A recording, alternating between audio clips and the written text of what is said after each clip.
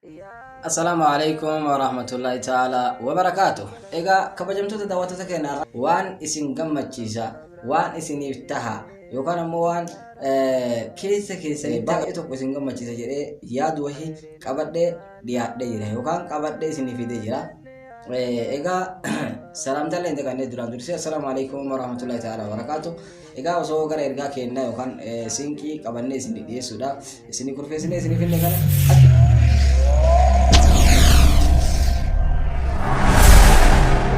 تنتر كان فن channel kana albab sejirama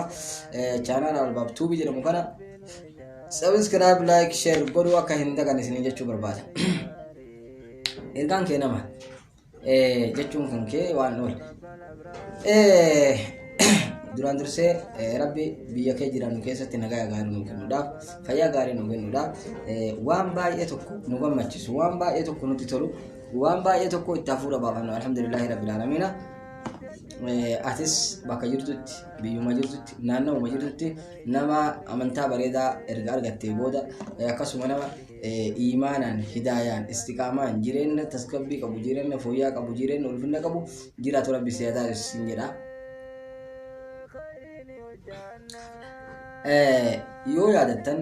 yeroo muraasa dura fakkeenyaaf Iida Adhaa dheengaddaa kana naannoo isaa kanatti Sweden Awurooppaa keessa biyya Sweden keessatti waan dalagame isin marti dhageettanii jirtu yookaan hedduun keessan hubannaa qaba jedhee yaada.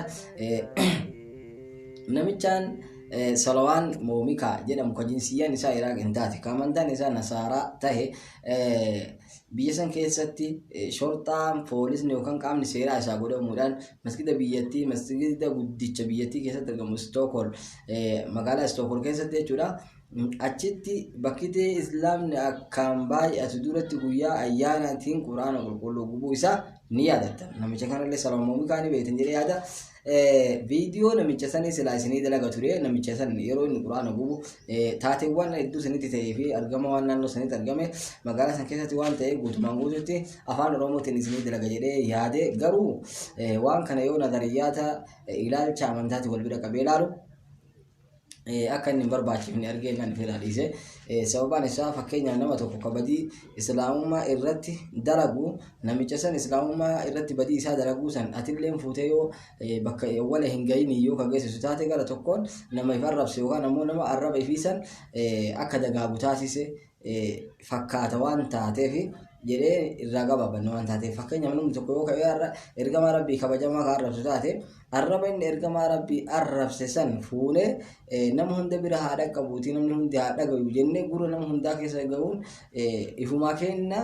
akka waan if arrabsineeti jecha. Maaliif inni wallaalaan arrabse yookaan ammoo kufrummaa isaa ilaalcha negatiiva keessa isaa jiru santu waan kanatti isa kaasee waan kana isa raawwachiise gaata ammoo eega muslima ka taatu taate wanni kun gaarummaa isaa dhugoomina waan kana ilaalcha kee keessa waan jiruuf waan hojii badii kana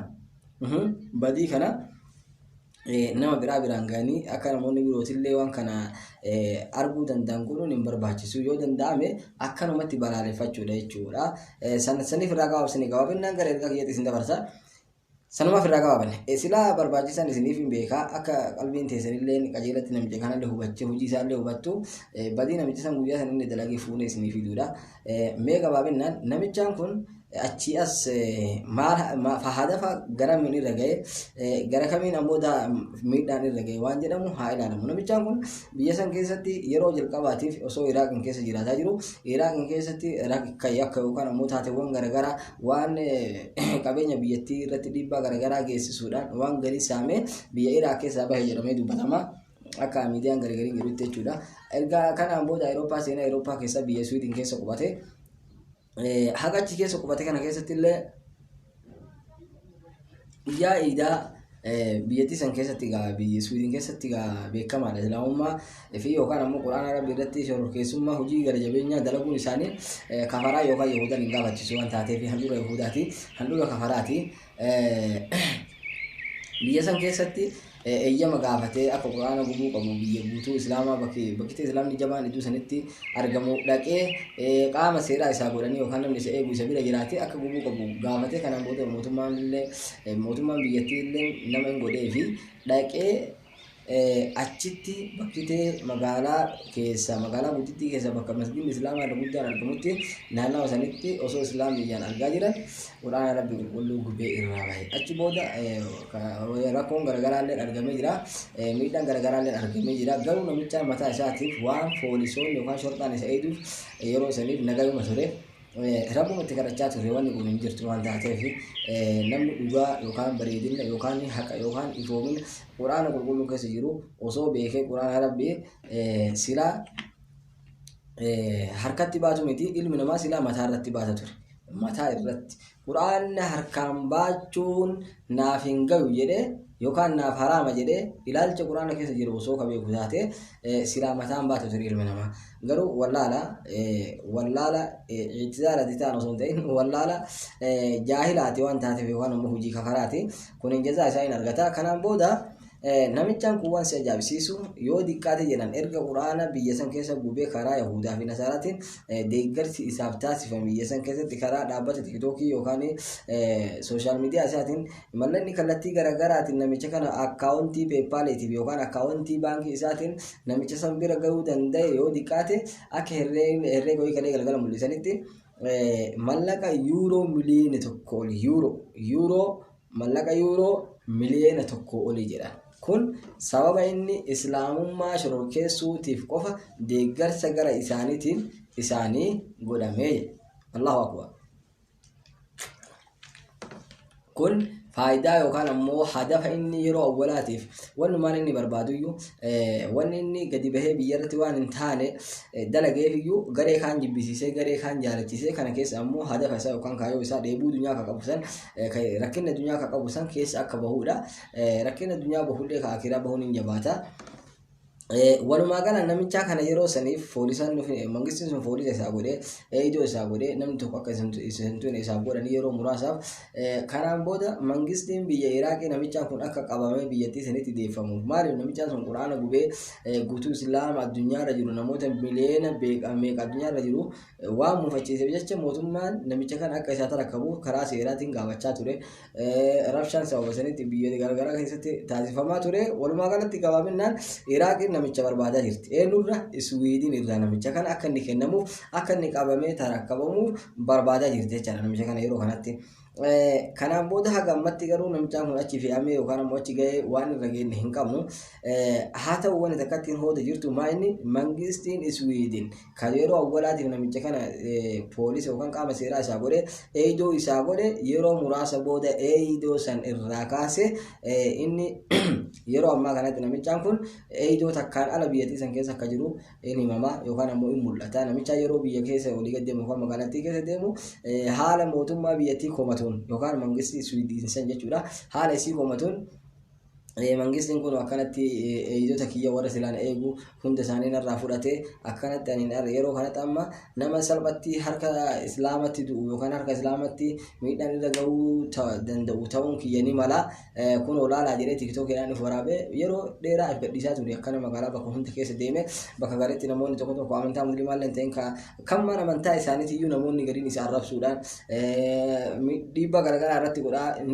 yeroo isaan yaalii godhan ni mul'ata. Maaliif waan inni dhaabateen kanatti waan fixiriyyan waan uumamaan aqliin namaa yookaan sammuun namaa diddu waan taateef jechaadha kun beekamaadha in mul'ata. Kanaan booda kalee malee dheengaddanatti fakkaata waan ajaa'ibaa wayiitu ture duuba waan ajaa'ibaa ture kun maa inni mucaan dargaggeessummaan tokko ammallee lammii Iraaq irraa kan biyya Iswiidin keessa jiraatu akkuma isaa dingatuma walitti dhufanii magaalama keessatti jechuudha. Alhamdulillahi rabbil alamin ilmi yaa jara keenya ijoolleen islaamaa bakka jirtanitti hin taa'inaa waa baradha waa shaakalaa waa hojjedha maaliif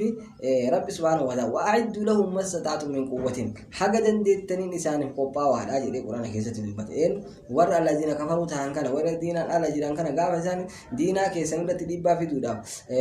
waa ka fidan taate waan kaleessa qophoofte waan kaleessa harkaan qabdu sanin ifirraa deebisuu dandeettaga waan taateef namichaan kun jaynummaaf jecha bakka islaamni hagas ga'u jirutti guutuu islaam addunyaa mufachiise yeroo san keessatti akka nama olaantummaa qabu akka nama waa takka guutuu namaatiyyuu harka isatti dhumuu danda'u fakkaata waan taateef garuu mucaa muslimaa tokkocha dargaggeessa lafaa dhufa qal'aa subhaanallah akka Baraa ibn Maalik fakkaata دائما قال لا كاسيسن تيو مقاله كيست ولد دفت ايغا ولد دفت مي وان سي ولغوته هذا وانو فيديو كان مولتا جرو كان ولد دفت mucaan kun akka isin argitan kan alhamdulillah funyaan isaa keessa dhayuudhaan